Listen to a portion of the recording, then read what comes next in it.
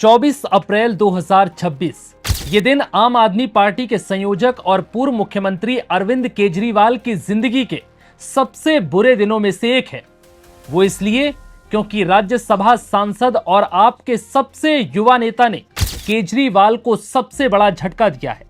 राज्यसभा सांसद राघव चड्ढा ने आप छोड़ बीजेपी ज्वाइन कर ली है। बात सिर्फ इतनी होती तो भी चलता, क्योंकि राघव चड्ढा के पिछले कुछ भाषणों से केजरीवाल को यह एहसास हो चुका था कि राघव चड्ढा अब हाथ से निकल चुके हैं। लेकिन यह झटका तब और ज्यादा बड़ा और गंभीर हो गया जब राघव चड्ढा अपने साथ आम आदमी पार्टी के 6 और राज्यसभा सांसदों को आप छोड़ बीजेपी में ले आए। यानी कुल मिलाकर आपके 7 राज्यसभा सांसद अब बीजेपी की तरफ मुड़ चुके हैं। अब यह जानिए कि आखिर ये सांसद कौन कौन है। उसके बाद आपको बताएंगे कि आखिर इनके आप छोड़ने और बीजेपी ज्वाइन करने के पीछे क्या बड़ी वजह थी। दरअसल शुक्रवार को राज्यसभा सांसद राघव चड्ढा ने आम आदमी पार्टी से इस्तीफा दे दिया और फिर एक प्रेस कॉन्फ्रेंस कर बीजेपी में शामिल होने का ऐलान कर दिया। राघव चड्ढा ने अपने साथ ही कुछ और सांसदों के नाम भी गिनाए जो बीजेपी में शामिल हो सकते हैं। इन सांसदों में पंजाब से अशोक कुमार मित्तल, संदीप पाठक, हरभजन सिंह, बलबीर सिंह सीचेवाल, विक्रमजीत सिंह साहनी और दिल्ली से सांसद स्वाति मालीवाल शामिल है। राघव चड्ढा के मुताबिक इन सभी सांसदों ने इस संबंध में दस्तावेजों पर हस्ताक्षर भी कर दिए हैं और इस पत्र को राज्यसभा के सभापति को भी सौंप दिया गया है। राघव चड्ढा ने बड़ा दावा करते हुए कहा कि राज्यसभा में पार्टी के 2/3 से ज्यादा सांसदों ने बीजेपी में विलय होने का फैसला किया है। उन्होंने कहा कि आपके कुल 10 राज्यसभा सांसद हैं और इनमें से 2/3 से ज्यादा इस फैसले के साथ हैं। वहीं अब यह जानिए कि आखिर राघव चड्ढा ने आप क्यों छोड़ी और फिर बीजेपी ही ज्वाइन करने के पीछे का क्या मकसद था। दरअसल राघव चड्ढा ने प्रेस कॉन्फ्रेंस में भारी मन से कहा कि आम आदमी पार्टी अपने उन आदर्शों और बुनियादी मूल्यों से पूरी तरह से भटक गई है जिनके लिए इसे बनाया गया था। ये पार्टी अब देश हित और जनता के हित के बारे में ना सोचकर सिर्फ अपने बारे में सोच रही है। राघव चड्ढा ने कहा कि मैं आम आदमी पार्टी से दूर जा रहा हूं और जनता की ओर बढ़ रहा हूं। मैंने अपने खून पसीने से सींचा और अपनी जवानी के 15 साल इस पार्टी को दिए। अब अपने सिद्धांतों, मूल्यों और मूल नैतिकता से ये पार्टी भटक चुकी है। कुछ सालों से आप लोग लगातार मुझसे पूछ रहे थे कि राघव जी आप 1 साल से पार्टी की गतिविधियों से अलग क्यों नजर आते हैं, पार्टी से किनारा क्यों कर लिया।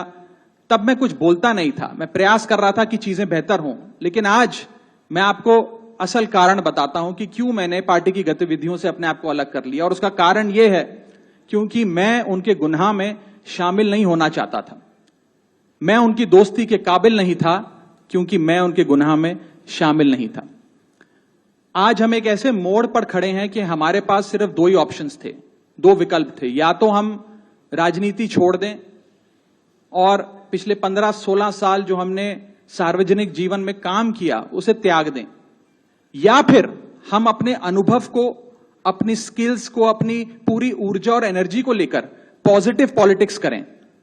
इसीलिए हमने ये डिसाइड किया that we the 2/3 members of parliament of the belonging to the Aam Aadmi Party in Rajya Sabha exercise the provisions of the Constitution of India and merge ourselves with the BJP। हम BJP में विलय करते हैं। बता दें कि राघव चड्ढा के इस कदम से आम आदमी पार्टी को बहुत बड़ा झटका लगा है।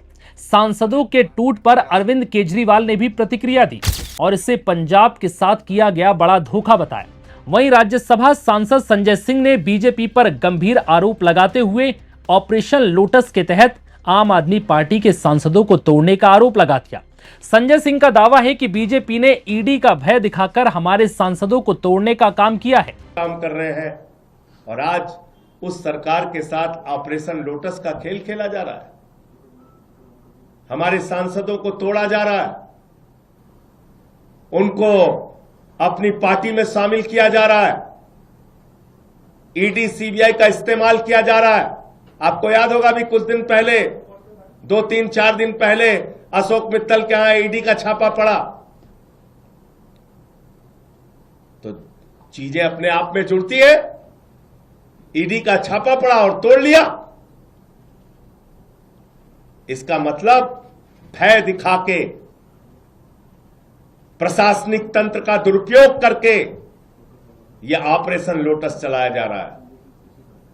मैं फिर दोहरा रहा हूं, पंजाब की जनता इन गद्दारों को कभी माफ नहीं करेगी। मुझे इतनी बात कहनी थी। आपके जो प्रश्न हो आप पूछ सकते हैं। राघव चड्ढा प्रेस कॉन्फ्रेंस कर रहे हैं, उन्होंने अपनी बात रखते हुए कहा कि वो अच्छा काम करना चाहते थे, लेकिन वो आम आदमी पार्टी के नेताओं द्वारा जो अपराध किए जा रहे हैं उसका पार्ट नहीं बनना चाहते।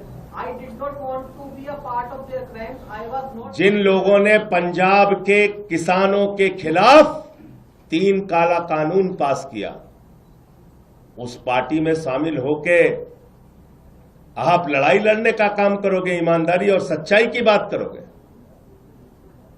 जिस पार्टी के अंदर किसानों की हत्या करने वाला गृह राज्य मंत्री का बेटा हो, जिस पार्टी के अंदर हत्या, लूट, बलात्कार करने वाले, अपराध करने वाले, किसानों की पीठ में छुरा मारने वाले, पंजाब के लोगों के पीठ में छुरा मारने वाले लोग हैं, उनके साथ जाकर आप बहुत बड़ा परिवर्तन और क्रांति करना चाहते हैं। इन बातों पर कोई यकीन करेगा?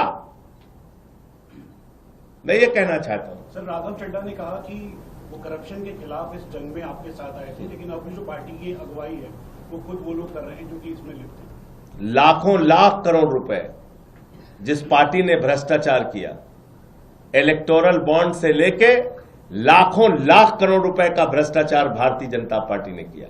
आजादी के बाद से दुनिया की सबसे भ्रष्ट पार्टी का नाम है भारतीय जनता पार्टी। आम आदमी पार्टी के पास बता दें कि राज्यसभा में कुल 10 सांसद थे, जिनमें से 7 पंजाब और 3 दिल्ली से हैं। इससे पहले दिल्ली विधानसभा चुनाव के दौरान स्वाति मालीवाल भी बगावती रुख अपना चुकी हैं। वहीं अब राघव चड्ढा, संदीप और अशोक मित्तल के जाने से अरविंद केजरीवाल की राज्यसभा में ताकत आधे से भी कम रह गई है। ऐसे में अब देखना होगा कि आम आदमी पार्टी इसकी भरपाई कैसे करेगी और क्या अब आम आदमी पार्टी का भविष्य खतरे में है। क्या धीरे धीरे इस तरह से आम आदमी पार्टी दिल्ली और पंजाब से भी सिमट जाएगी? क्योंकि अभी जो चुनौतियां आम आदमी पार्टी के सामने हैं, उसे देखकर यह साफ लग रहा है कि अगर हालात ऐसे ही रहे तो वो दिन दूर नहीं है जब आम आदमी पार्टी इन दोनों जगह से पूरी तरह से सिमट जाएगी। फिलहाल इस वीडियो में इतना ही। इजाजत दीजिए। नमस्कार।